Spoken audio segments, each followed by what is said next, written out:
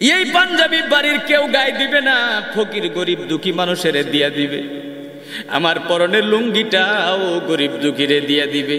আমি যে বালিশে ঘুমাইতাম ওই বালিশের মধ্যে 2-3 মাস কেউ মাথা ঠেকাইব না। তুমি মরে গেলে তুমি এমন অচ্ছুত হইয়া যাইবা,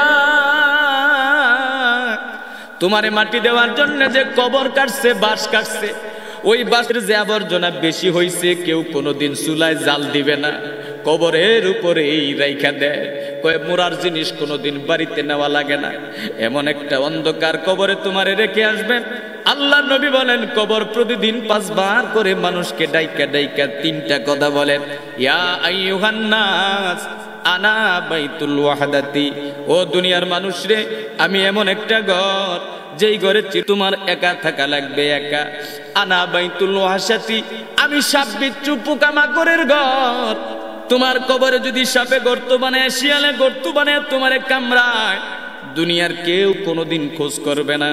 তোমার কবরে যদি বিমরুলে চাক বসায়, দুনিয়ার কেউ কোনোদিন খোঁজ করবে না। তোমার কবর যদি পানির পরে কবর যদি দেবে যায়, ছেলেরা আইসা হয়তো একটু মাটি দিয়ে থাপথুপ করে দিবে, এই পর্যন্তই শেষ। কিন্তু কবরটা খুইলা দেখবে না বাবা কেমন আছে। কবর ডাকবে বলে আনা বাইতুল জুলমাতি, আমি এমন একটা ঘর যেই ঘরের মধ্যে শুধু অন্ধকার আর অন্ধকার। ওই কবরের মধ্যে কোনো ধরনের বাতি নাই, কবরের মধ্যে কোনো ধরনের আলো নাই। ওই কবরে তুমি কেমনে যাইবা? দুনিয়ার সমস্ত সম্পত্তি দুনিয়াতেই পড়ে থাকবে রে বাজান। আমার প্রিয় বাবাজিরা রে, এই জন্য এই দুনিয়াতে থাকতে তুমি মারা যাওয়ার পরে তোমার কবরে যেন সওয়াব যায়, তোমার কবরে যেন দোয়া যায়, এই জন্য তুমি অন্তত পক্ষে একটা ছেলেকে আলেম হাফেজ বানায়া যাও। রাসূল বলেন সন্তানের জন্য বাবা মার উপরে বেশ কয়েকটা অধিকার আছে। কোন বাবা মা যদি ওই অধিকারগুলা পালন করে, তাহলে এই সন্তান বড় হইয়া তোমার বুড়াকালে তোমার দায়িত্বগুলা এই সন্তান পালন করবে। আর যদি তুমি তোমার সন্তানের হক আদায় না করো, তোমার এই সন্তান বড় হইয়া তোমারে দেখতেও পারে নাও পারে। কথা কি বুঝাইতে পারতেছি? সন্তানের 1 নম্বর হক, সন্তান যেদিন জন্ম নেবে ডান কানে আজান দিবা, বাম কানে একামত দিবা।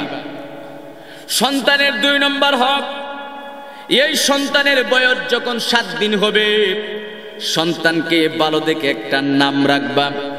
আল্লাহর নবী বলেন সাম্মু আওলাদাকুম বিআসমাইল আম্বিয়া, তোমরা তোমাদের সন্তানের নাম রাখবা নবীদের নামের সাথে মিলাইয়া। ওলি আল্লাহ, গাউস কুতুব, পীর মুর্শিদ এদের নামের সাথে মিলাইয়া তোমরা তোমাদের সন্তানের নাম রাখবে। কারণ নবীদের নামের সাথে শুধুমাত্র নামের মিল থাকার কারণে অসংখ্য গুনাহগারকে আল্লাহ মাফ করে জান্নাত দিয়ে দিবে। কিয়ামতের দিন আল্লাহ ডাক দিবেন, ও মুসা দাঁড়াও, ও আমার ইব্রাহিম দাঁড়াও। বলার সাথে সাথে অনেকগুলা মানুষ দাঁড়িয়ে যাবে। আল্লাহ ডাক দিয়ে বলবেন, আমি তো তোমাদের সবাইকে দাঁড়াতে বলি নাই, আমি তো আমার খলিলকে দাঁড়াতে বলেছি। ওই মানুষগুলা বলবে, আল্লাহ তুমি তো নির্দিষ্ট করে কিছু বলো নাই, তুমি তো শুধুমাত্র ইব্রাহিম বলে ডাক দিয়েছো। ও মাওলা, আমার নাম ছিল দুনিয়াতে ইব্রাহিম, আমার নাম ছিল মাওলা মুহাম্মদ, আমার নাম ছিল দাউদ। আল্লাহ এই জন্য আমি দাঁড়াইছি। আমার আল্লাহ বলবেন, বান্দারে আমার মতো দয়ালু আর কেউ হতে পারে না। তুমি আমার নবীর নামের সাথে তোমার নাম মিলে গেছে, তুমি আমার উপরে আশা করে যখন দাঁড়িয়ে গেছো, যা বান্দা যা, আমি তোদের জীবনের সব গুনাহ মাফ করে জান্নাত দিয়ে দিলাম। জোরে কন্যা সুবহানাল্লাহ। সন্তানের 2 নম্বর হক, সুন্দর দেখে একটা নাম রাখবা। এখনকার মুসলমানেরা সন্তানের নাম এমন ভাবে রাখে, নাম শুনলে বোঝার কায়দা নাই যেটা মুসলমান নাকি অমুসলমান। ঠিক না বেটি? রাগ করবেন না আমার কথায়। আমাদের আল্লাহর কাছে যাইতে হবে, ঠিক কিনা কোন? সন্তানের 3 নম্বর হক, এই সন্তানকে 7 দিনের দিন আকিকা করাইবা।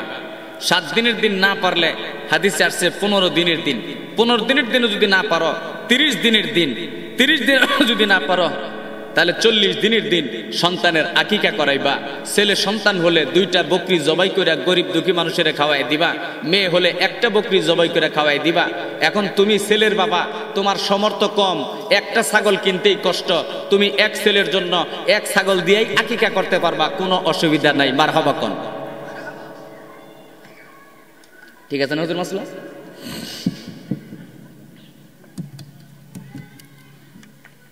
সন্তানের 4 নম্বর হক খুব ভালো করে বুঝবেন।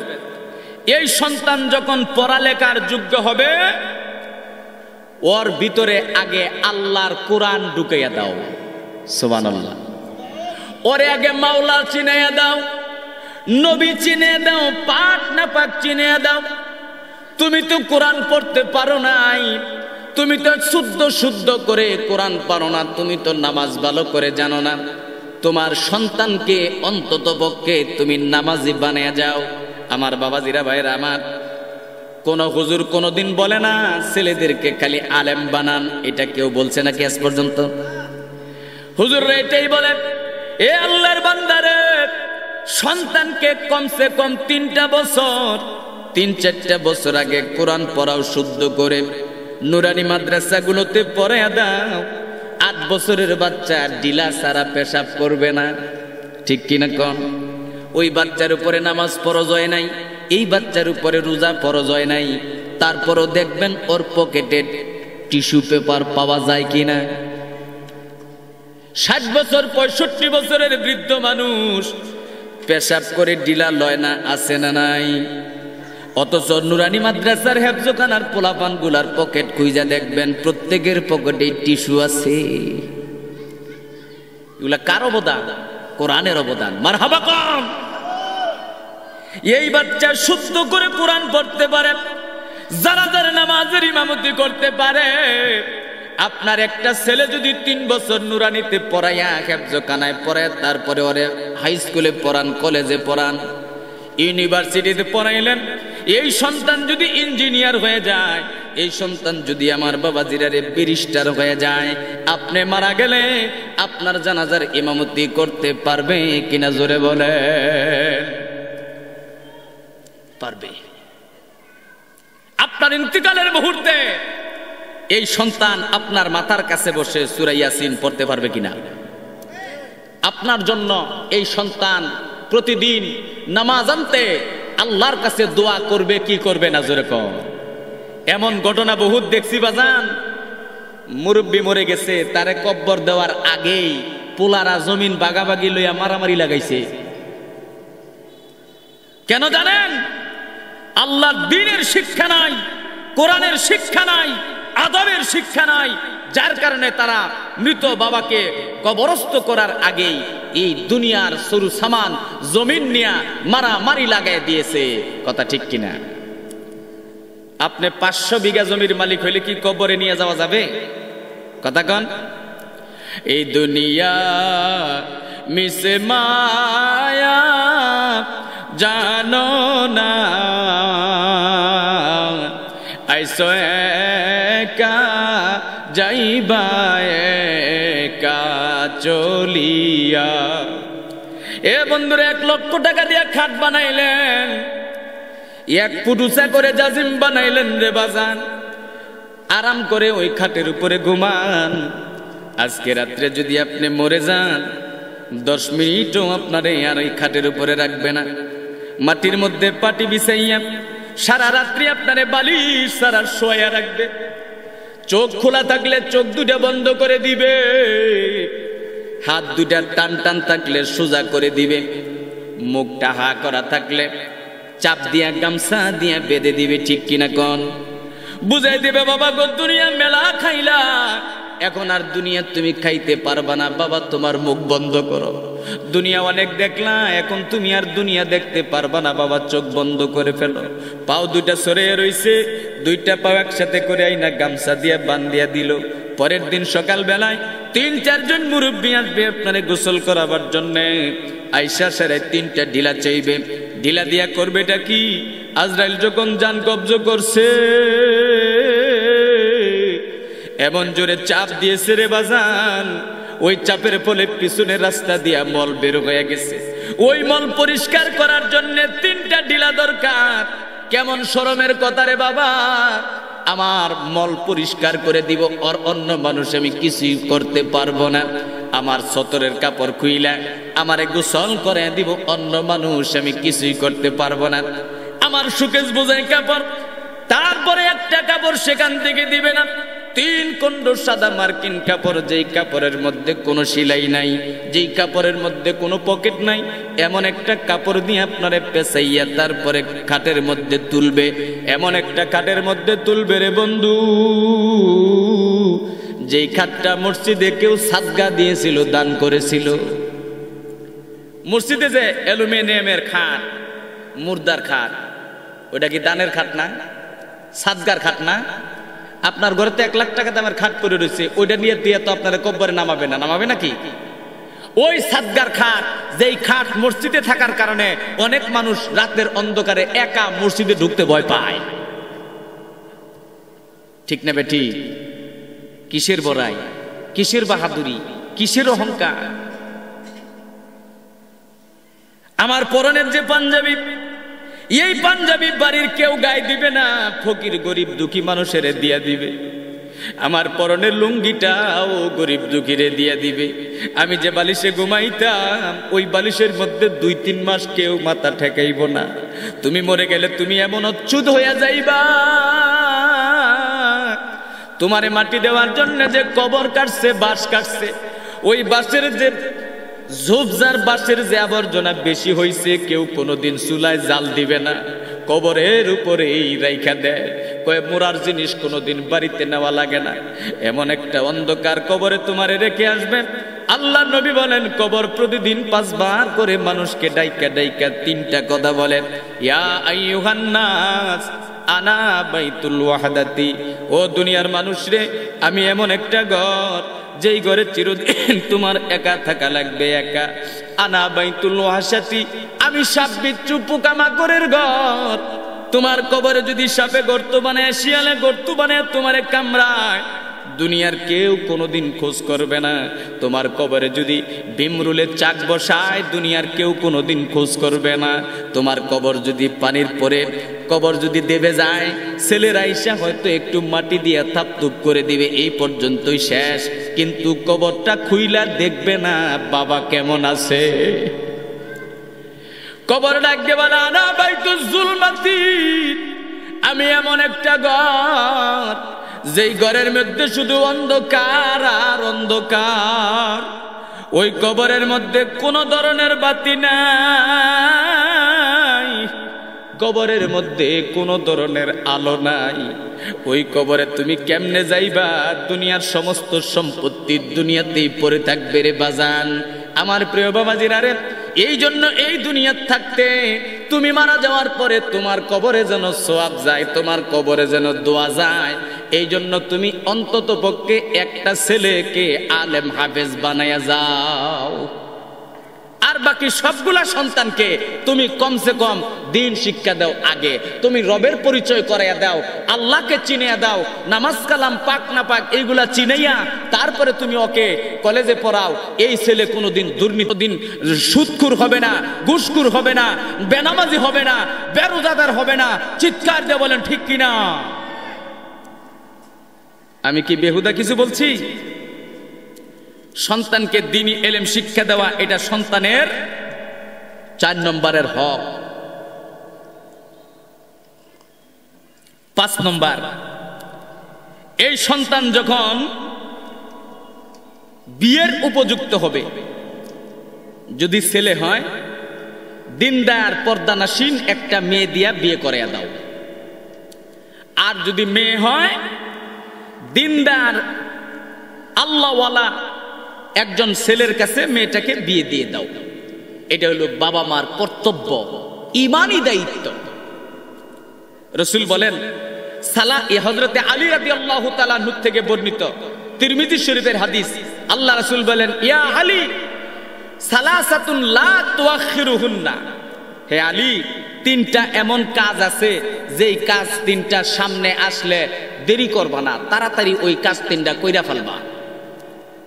এক নম্বরে আসসালাতু ইযা আতাত, যখন নামাজের সময় হবে নামাজটা পড়ে নিবা, ঢিলমার করবা না। নামাজে ঢিলমার করে যারা তারা মুনাফিক। আসরের নামাজ পরে যায় বেলা লাল হয়ে গেছে, তখন এরকম নামাজি আছে না নাই? কথা কয় না? জামাতের টাইমে বইয়া গপ্প করে, আর বেলা ডুবতেছে ডুবতেছে তখন দৌড় বেড়ে যায় সেটা নামাজ পড়ে। রসুল কয় এরা মুনাফিকের আলামত। এই জন্য হযরত আলীকে বলেন আসসালাতু ইযা আতাত ফাদ্দি, নামাজের টাইম হওয়ার সাথে সাথে নামাজ পড়ে নিবা। কারণ তুমি যদি না পড়ো, এই নামাজের সময় থাকতে তুমি যদি মরো, এই নামাজের হিসাব দেওয়া লাগবে। 2 নম্বর ওয়াল জানাজাতু ইযা হাজারাত, যখন জানাজা উপস্থিত হয়। এখন একটা কঠিন বয়ান দিব, কেউ মন খারাপ করবেন না।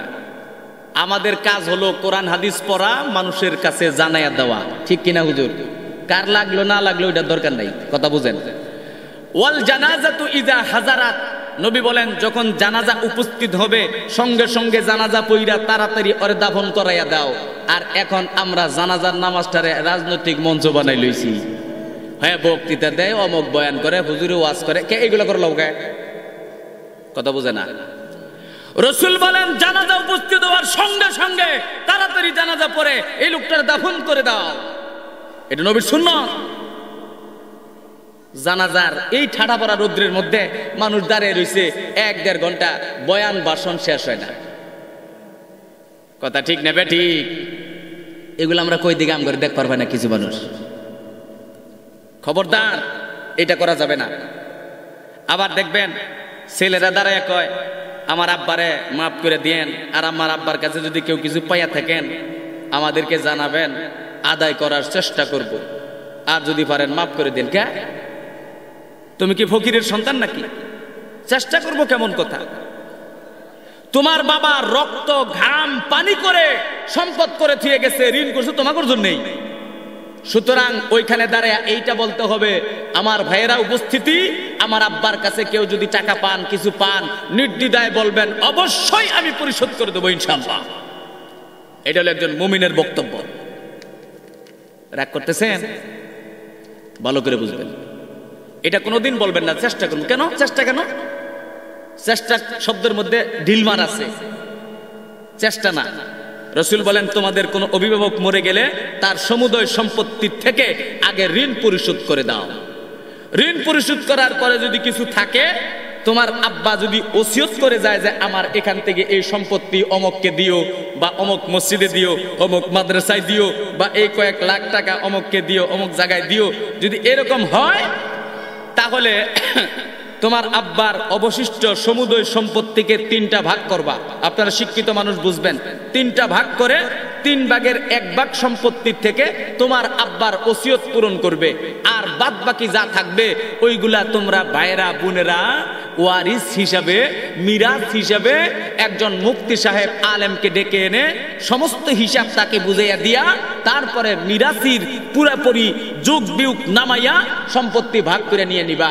বাপ মরে গেছে 30 বছর, বোনের ওয়ারিস দেয় না, এমন ভাই আছে না নাই? হজ করে আইছে, গেলা কেরামে মাতবুরিও করে, বোনের ওয়ারিস দেয় না।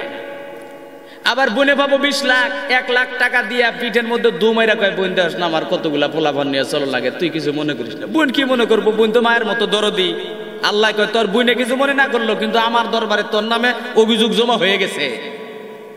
তুমি 19 লক্ষ টাকা তোমার বোনের আত্মসাৎ করলে। কথা কি বুঝাইতে পারতেছি? রাগ করতেছেন?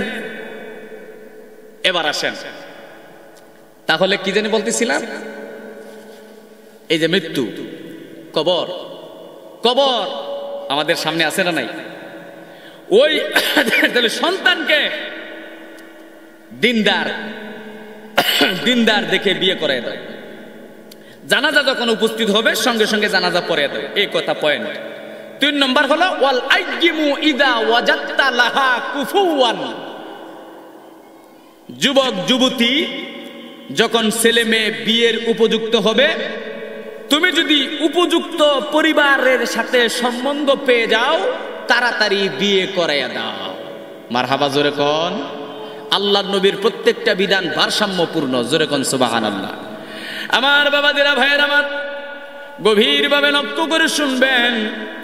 সন্তানের হক গেল কয়েকটা, এই হকগুলা যদি আমরা ঠিকমতো পালন করতে পারি, তাহলে আমাদের সন্তানগুলা বড় হয়ে আমাদের দায়িত্ব ঠিক ঠিক পালন করবে। আমার বাবাদেরা, ভাইয়ের আমার, চলে আসলাম 3 নম্বর জগতে, দুনিয়ার জগতে, যেখানে আমরা আসতে চাই নাই। ওয়াজ মনে আসেনি? যেই জগতে আমরা আসতে চাইছিলাম না, কিন্তু আল্লাহর হুকুমে চলে আসলাম। এখন দুনিয়াতে আসার পরে চোখ কান খুললো, বড় হইলাম, বুদ্ধি হইল, দুনিয়ার নাজ নেয়ামত দেখলাম, এখন আর দুনিয়ার থেকে যাইতে মনে চায় না। কথা ঠিক কিনা কন?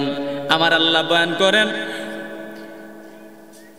কুল ইন্নাল মাউতাল্লাযী তাফিররুনা মিনহু ফাইন্নাহু মুলাকীকুম সুম্মা তুরাদ্দুনা ইলা আলিমিল গায়বি ওয়াশ শাহাদাহ ফায়ুনাব্বিউকুম বিমা কুনতুম তা'মালুন।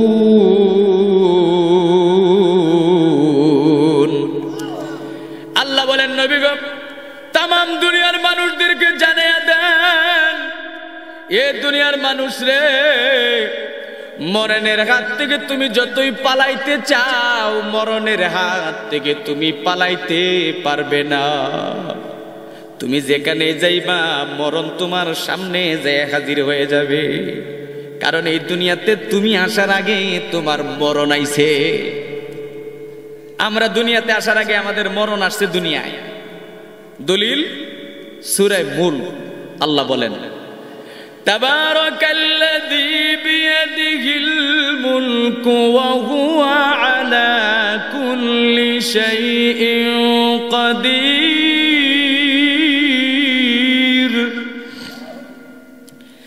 আল্লাযী খালাকাল মাউতা ওয়াল হায়াতা লিয়াবলুয়াকুম আইয়ুকুম আহসানু আমালা। আল্লাহু আকবার। আল্লাহ বলেন, ও দুনিয়ার মানুষ, আমি আগে তোমাদের মৃত্যুকে সৃষ্টি করেছি, তারপরে তোমাদের হায়াতকে সৃষ্টি করেছি। সুবহানাল্লাহ। আগে মৃত্যু, তারপরে কি? হায়াত। বুখারী শরীফের হাদিস, রাসূল বলেন, মানব শিশু যখন মায়ের পেটে 4 মাস বয়স হয়, কয় মাস? 4 মাসের বাচ্চা যখন মায়ের পেটে, তখন ওই শিশুটা পরিপূর্ণভাবে পুরা অবয়বটা হয়ে যায়। ওর বানানি আল্লাহ শেষ করেন।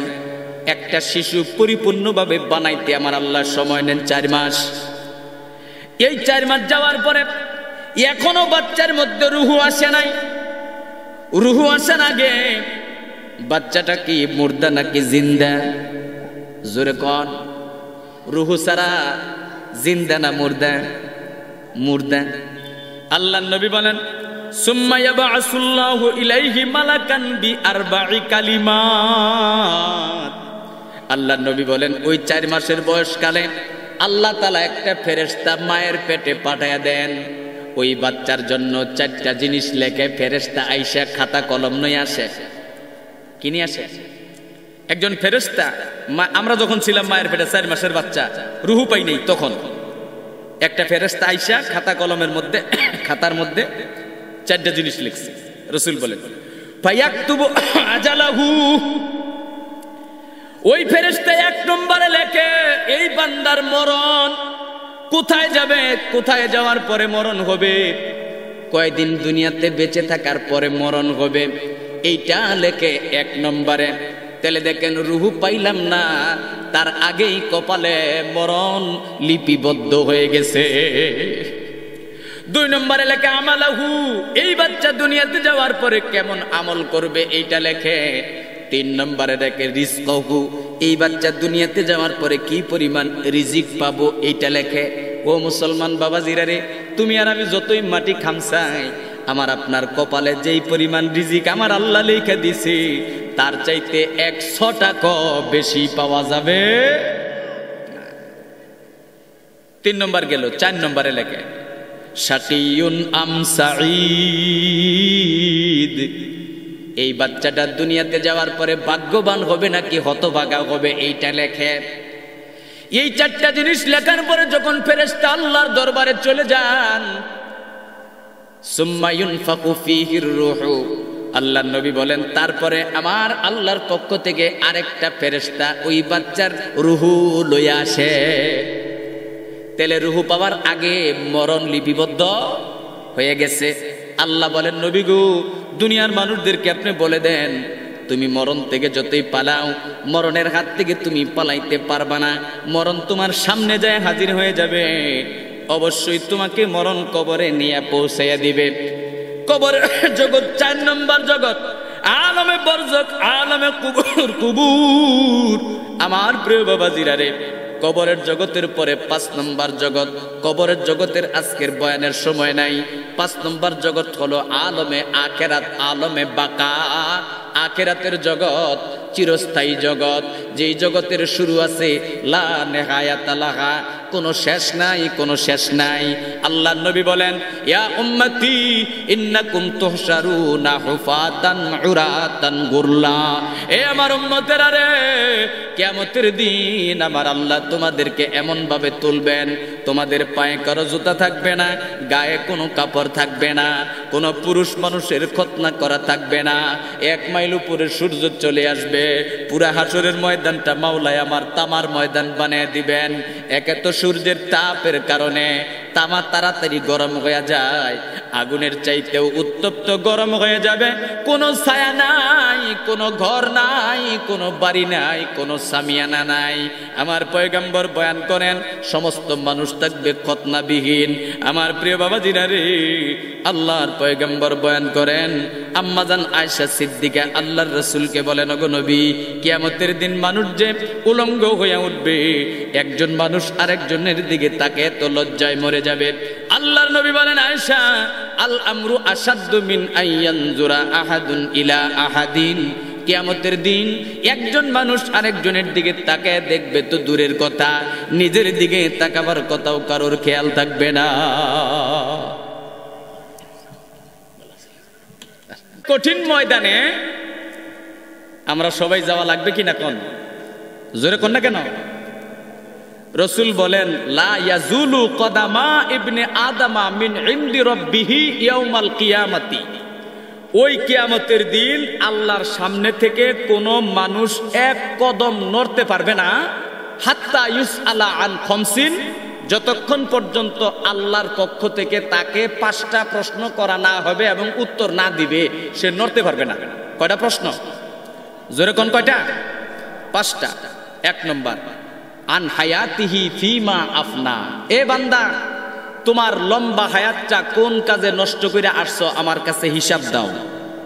80 বছর 70 বছর হায়াত দিলাম, কি করছো জবাব দাও। এত লম্বা হায়াত পেয়ে জমিন করছো, বিল্ডিং করছো, টাকা করছো, কোম্পানি করছো, কারখানা করছো, আমার কোরআনটা কেন শিখলি না জবাব দাও। কথা ঠিক কিনা?